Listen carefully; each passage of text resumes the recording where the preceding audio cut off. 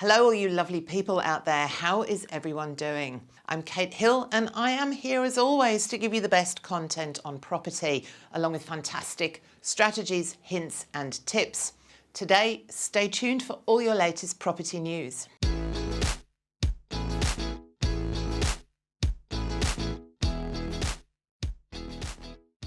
From next year, some first home buyers in New South Wales will be able to choose between paying the lump sum of stamp duty or an annual land tax.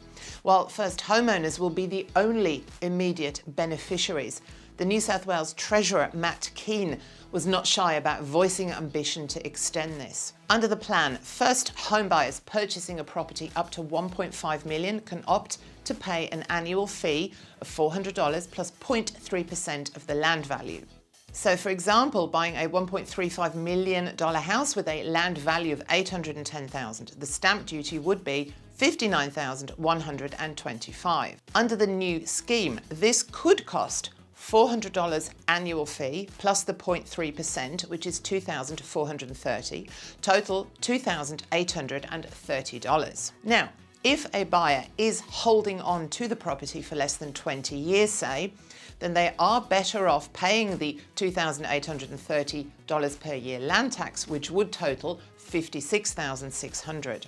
For apartments, of course, the deal is better because the land value is less. An $830,000 apartment with a $265,000 land value would require an upfront payment of $32,440 stamp duty, or the buyer could pay $1,195 per year land tax. For some, the plan to replace stamp duty with land tax has merit. Being spread out over a longer period of time helps not having to put up as big a deposit, obviously. So why does the state government want to get rid of stamp duty? For most first-time buyers, the biggest challenge is getting that initial deposit together. If a first-time buyer doesn't need to pay tens of thousands in stamp duty to buy that first home, it allows them to get in a little bit earlier, and certainly with a much smaller deposit amount. But it will cost the New South Wales government a lot of money to make changes to stamp duty, which is a key stream of revenue. It accounts for almost 1/4 of total revenue of the state government. Just think about that. Moving to a land tax system will take a lot of work. People will need to get used to paying an annual land tax, and for the government coffers, they will need to get used to less revenue. Despite stamp duty being a good revenue raiser, it is not good for much else, according to others. Stamp duty is volatile, it's inefficient, it actually traps people in their homes. People feel that they've made a really significant investment and cost to purchase the property, so they stay in their homes for often longer than is actually appropriate. They think that stamp duty is bad for home ownership, household mobility and jobs. The land tax option will save some first home buyers money, particularly those who do not want to stay in the same house for a long period of time. However, New South Wales Labor say that there are better ways of supporting home buyers, including extending the stamp duty concessions. The New South Wales government has extended the stamp duty exemption for properties under $650,000 and a reduction for homes under $800,000. If you are going to put money on the table for first home buyers, why introduce a brand new land tax system for New South Wales when we've never had one before, rather than just extending the exemptions to allow people to pay no land tax at all, says the opposition leader. Now, according to Domain Chief of Research Nicola Powell, those who may be hit hardest by increasing interest rates don't actually even own property. She says that renters are the ones who may really start to feel the strain. I actually don't think that May is even close. They are feeling the strain. She says that there is already a dire shortage of accommodation with vacancies at rock bottom levels. And if investors try to pass on all or some of the increased cost of their mortgages, it is the renters who will struggle. AMP Capital Chief Economist Shane Oliver says that with market conditions so tight and vacancy rates so low, tenants may not have too many other alternative properties to move to if their rent does increase. And again, coming from me, I am dealing with this every day. I'm not a working economist. I'm actually out in the property field buying property for clients. That is exactly what is happening. Tenants know that there's a shortage, and many literally do not have a choice but to accept that increase because there's nowhere else for them to go. And of course, if they'd been saving up for a deposit, then it's now going to be even harder for them to buy because of their reduced borrowing capacity. Rate City research directors say that tenants in areas where there is already a shortage of rental accommodation may find themselves throwing more money at rents to keep their homes. This is definitely happening out there, people. Interest rate rises may be front and centre for most borrowers at the moment, and tenants, as just reported.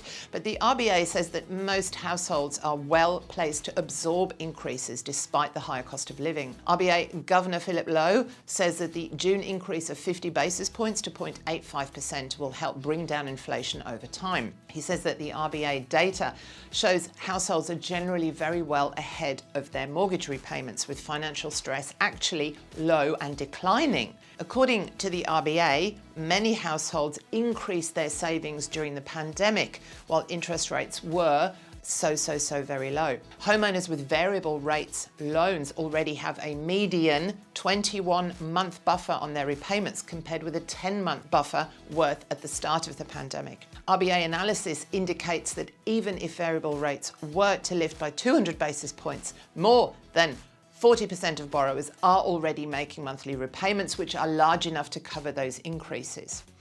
It says that many households have ample time to adjust to future hikes. Westpac agrees with the RBA that the vast majority of its customers can cope financially with the interest rate rises. They say that the chances of widespread mortgage stress this year are very low. Customers and businesses were well prepared for rates to lift above what are abnormally low levels. Keep that in mind, everyone. Even at 1.5%, we are still talking about very low interest rates. They think that the important thing to recognise is that we have been through a long period of ultra low interest rates. So this is a natural reversion to some degree.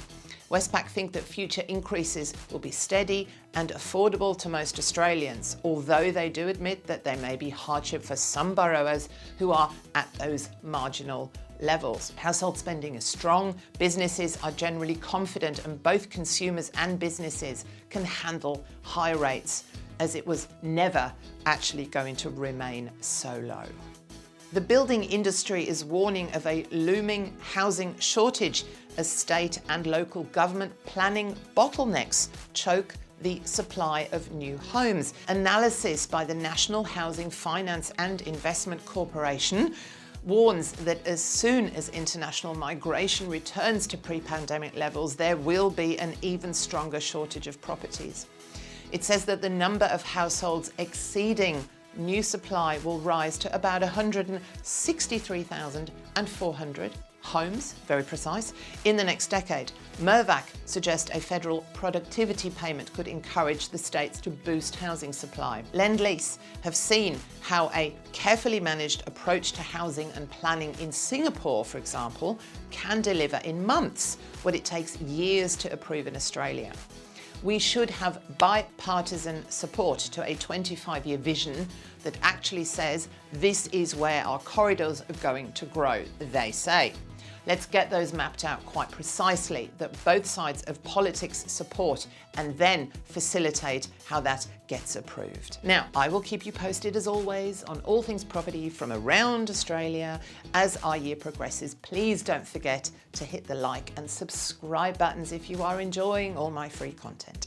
And I will see you all again really soon. Bye.